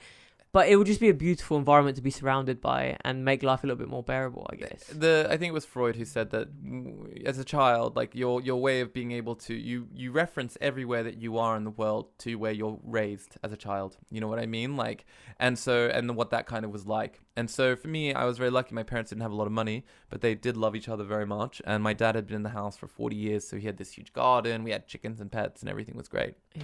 So we didn't feel we lacked anything. And, like, I was saying to my friend, like, when I have kids, I want it to be more like puppies and ponies, no iPhones sort of thing, and, like, for as long as possible, and have really structured when they get, like, things like their independence and their ability to, you know, and make that a big deal, and, like, give them freedoms as well as, like, opportunity. Like, with your freedoms, now this is where you take choice, not just of your choices, but your own personal value. You know what I mean? Like, your place in the world. And yeah, like, it was very strange, like, where we were growing up poor, but, like, to have my mom in particular was very, very adamant that, like, you know, you can be a person of honor, even if you, like, come from very, very humble beginnings. Even better, because some kids who are born into, like, a sort of great thing, they don't get the chance almost to kind of earn those stripes that, like, are, like, underprivileged, or, like, you know, kids that come up kids get, you know. Yeah, you really appreciate it. You appreciate from not having, you appreciate having. And what you'll realize is not just you, but professional people, like, or older people, mentored people, they, you know, nepotism or something can get you so far, but, like experience and perspective and the ability to formulate and create, like, you know, vision and, you know, or a point of view, that is something that's becoming so much more valuable and, like, so much more needed now, you know? Yeah. Because we live in right now we're living in a world of frivolity when we have no money.